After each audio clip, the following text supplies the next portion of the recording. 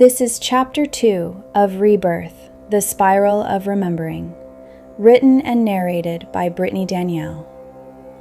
Chapter 2, The Architecture of Control.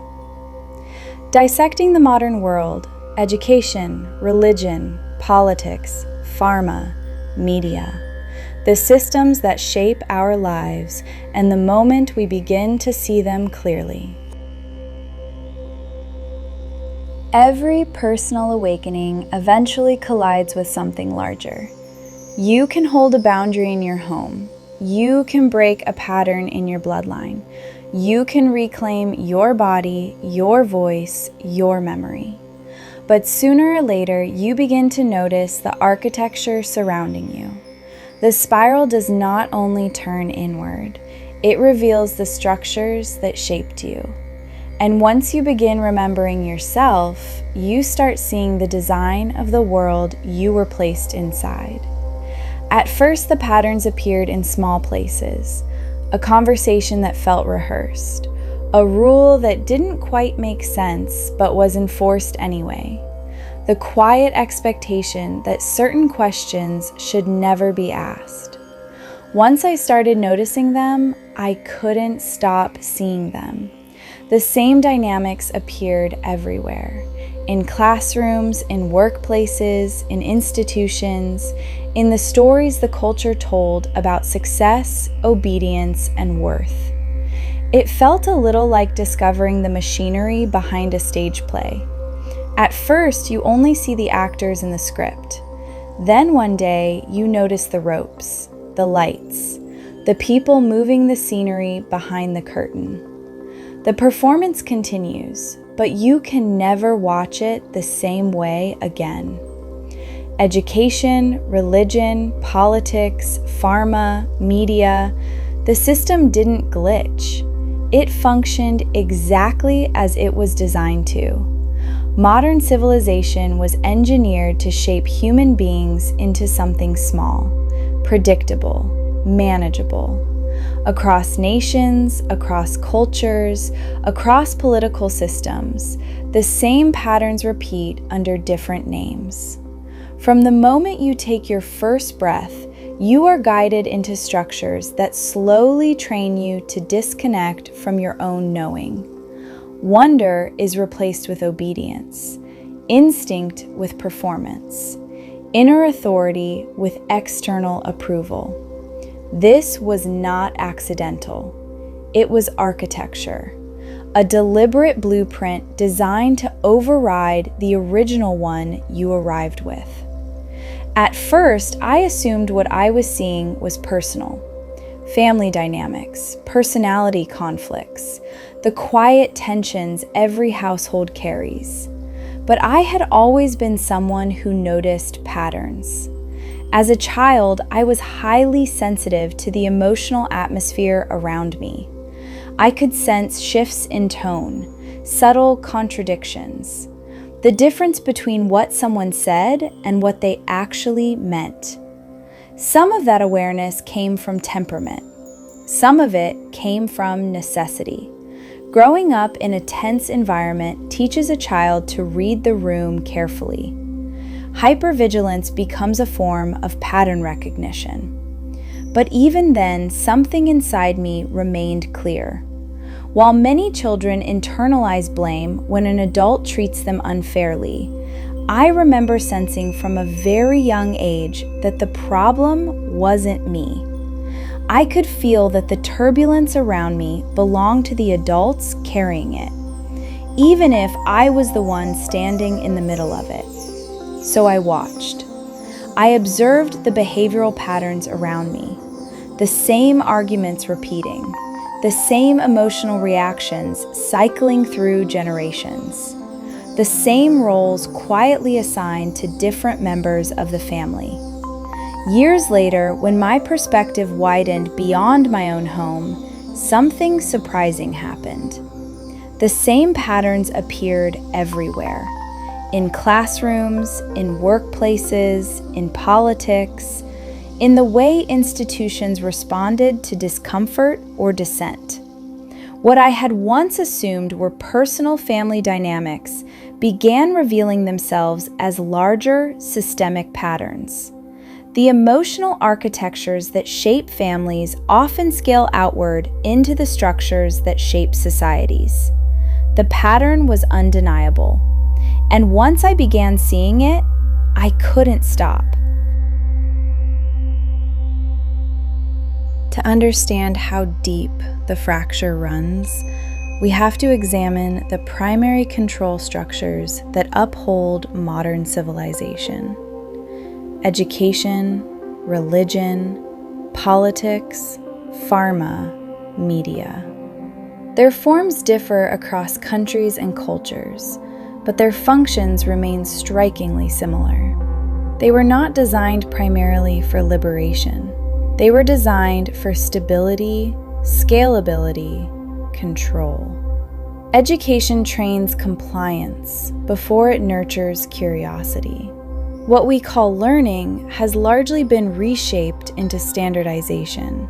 Children are taught to prioritize sitting still over speaking truth, repetition over imagination, obedience over inquiry. Intelligence is measured by how accurately a child repeats what they are told, not by how deeply they perceive, question, or synthesize. Those who do not fit the mold are corrected. Those who resist are often pathologized. And this is called normal. It took me years to realize that curiosity had never been the problem. As a child, I was a quiet observer, someone who noticed patterns and asked questions that adults often didn't want to answer. My stepmother would dismiss those moments quickly. Nobody asked for your opinion. Over time, the message became clear. Noticing too much was inconvenient. Speaking about it was unwelcome. I was the middle child, the black sheep, the invisible one who somehow still carried the blame when things went wrong. Expectations were higher for me than they were for the boys in the house. More chores, more responsibility, more correction. Looking back now, I see how easily a child learns to shrink their voice when curiosity is treated as defiance. Yet real learning is wild. Real wisdom cannot be standardized. Children arrive deeply attuned to their bodies, to subtle patterns, to the unspoken textures of reality. The system does not nurture this attunement. It conditions it slowly until approval feels safer than truth, and obedience feels wiser than instinct. Religion followed a similar path. What began as mystical experience, as direct communion with the sacred, was gradually shaped by institutions. The early spiritual traditions of the world were rooted in experience, vision, revelation, inner knowing. But over time, those experiences were translated into doctrine, hierarchy, authority, structures that placed intermediaries between the individual and the divine. The message became clear. You are born into sin. You must confess. You must obey. You must earn your worth. But somewhere inside me, that framing never fully landed. Even as a child, I felt drawn to spirituality in a way that had nothing to do with rules. I felt it in nature, in quiet moments, in the feeling that something larger was alive in the world itself. I could not see myself inside the rigid structures that others seemed to accept so easily. When adults asked what I wanted to be when I grew up, I struggled to answer. Not because I lacked imagination, but because the available paths did not feel like they belonged to me. I felt drawn to animals, to the natural world, to something quieter and more intuitive. Eventually, I tried to place myself inside the system: school, career expectations, conventional definitions of success. But the fit never felt natural. The deeper I looked, the more I realized that many institutions function best when individuals stop asking questions. Yet real spiritual connection does not require a middleman. The moment you recognize that, the cage begins to crack. Politics performs another role: the illusion of choice, manufactured division, left versus right, red versus blue, endless surface conflicts that keep attention focused on the drama rather than the structure behind it. Most people do not vote for transformation. They vote for the version of the system that appears to hurt them less. Power rarely seeks your voice. It seeks your polarization, because divided populations are easier to manage. While the public argues over symptoms, the architecture remains untouched. Pharma presents itself as medicine, and medicine can absolutely save lives. But the pharmaceutical industry often operates on a different model: management of symptoms, management of chronic conditions, a system that thrives when disconnection becomes permanent. Healing ends profit, management sustains it. This does not mean all medicine is harmful, but the structure incentivizes dependency rather than sovereignty. Media completes the circle, the architect of perception. It tells people what to fear, what to trust, who to admire, who to despise, what success looks like, what failure means. A constant stream of stimulation that keeps the nervous system in a state of perpetual activation. Not informed, activated.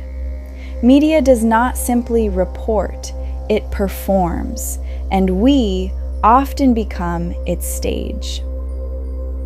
Around the same time I began seeing these structural patterns, another layer of experience entered my life. Moments that were difficult to explain through ordinary language. One evening, a glowing orb drifted slowly across the sky above my backyard. It moved with a quiet intelligence that did not resemble any aircraft I had ever seen. The moment itself was brief, but what followed was stranger.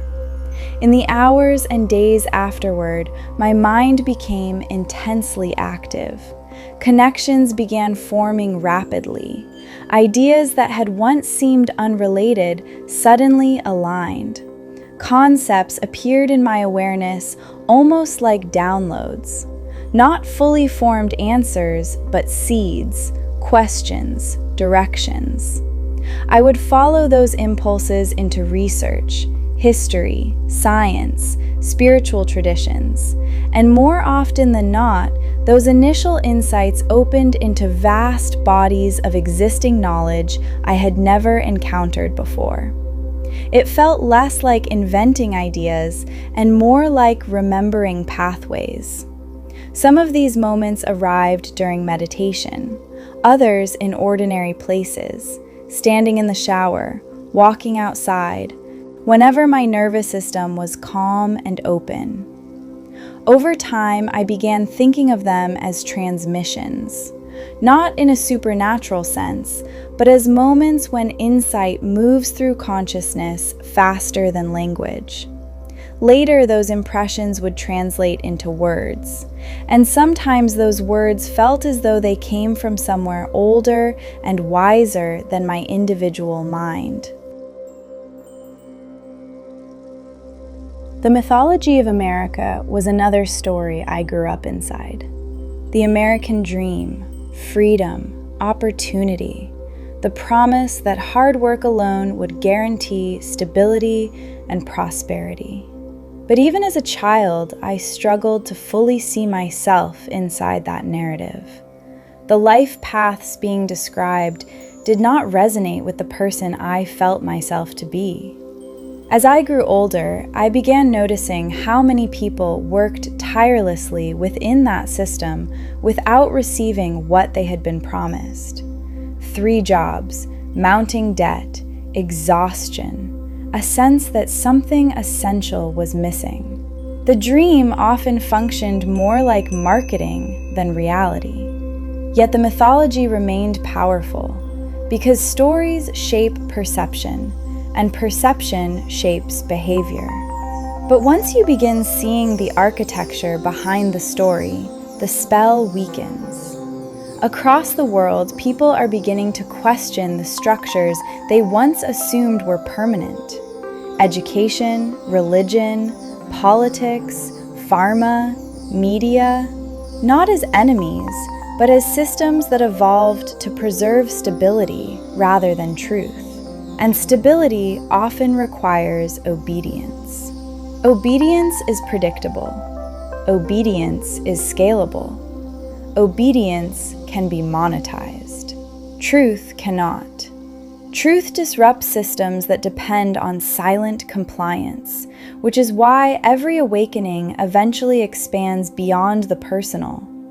It becomes structural, collective, civilizational. The moment you begin remembering yourself, you begin noticing the architecture of the world around you. And once you see it clearly, you can never again pretend that it was invisible.